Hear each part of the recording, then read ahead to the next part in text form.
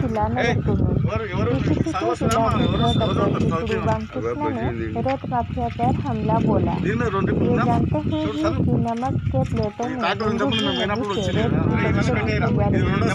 Doctor शुक्रू बामकृष्ण ने अधिकारियों को दखल दिया और उकसाया। स्थानीय तहसीलदार ने केवल 5 ट्रकों की अनुमति दी।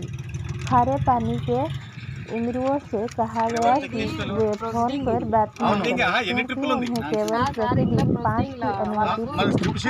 लेकिन दिन में 50 से 100 ट्रकों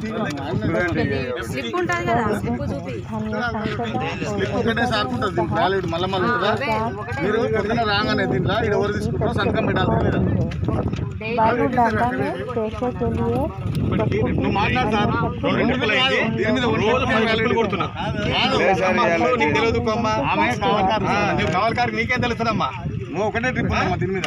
ఒకటే ట్రిప్ ఉండదు వాడు